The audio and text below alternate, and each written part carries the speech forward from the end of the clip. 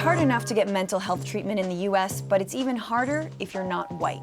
Studies show that racial and ethnic minorities are significantly less likely to receive mental health treatment than whites. So we reached out to experts to find out why it's so hard for people of color to get help.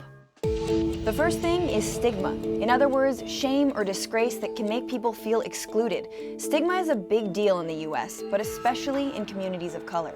The Asian American community has high amounts of depression, anxiety, and other mental illnesses just like every other community. Even when people might get connected to a healthcare provider, often the family doesn't understand. They feel like if it's known that their child is seeking help, that the family will be looked down upon. Your cultural value, your cultural circle does not afford you the possibility of asking for help. Not being able to even verbalize that piece then leads people to very dark corners and very dark places. Depression, untreated depression in those cases oftentimes leads to suicidal ideation or drinking or substance use of some sort.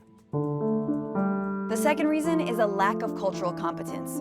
Cultural competence is a doctor's ability to recognize the different places their patients are coming from and then be able to adapt to their needs. Traditionally, African Americans will not come in and say, I'm depressed. They'll say, I'm sick and tired of being sick and tired. Fatigue is a real clear sign. So they'll not really even appreciate themselves that what they're experiencing is a mental disorder, because that's considered frailty. And frailty is something that's not really considered acceptable in a community that consists of mostly working people. A person might be considered psychotic if they say they believe in ghosts. But this is a cultural belief. Sometimes it can rise to the level of a delusion, but sometimes it just has to be taken into account. Not being sensitive to culture can lead to a wrong diagnosis, and that's happened. And it's led to a legacy of distrust. That distrust has included outright racism. During times of slavery, African Americans, particularly African American women, were experimented upon in terms of OBGYN surgeries, and there's clear history of that. They were also subjected to an experiment called the Tuskegee experiment. We're talking about a federally funded 40-year syphilis experiment that turned people into human lab rats without their knowledge. And by the way, that experiment didn't end until 1972.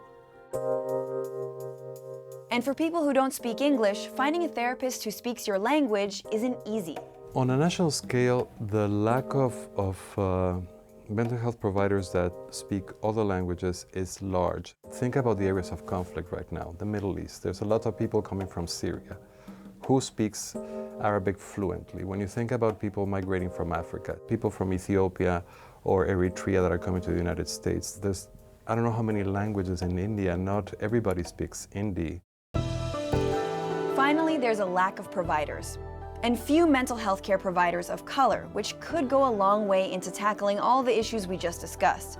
And while the Affordable Care Act has helped a lot of people gain access to treatment, who's filling all that demand?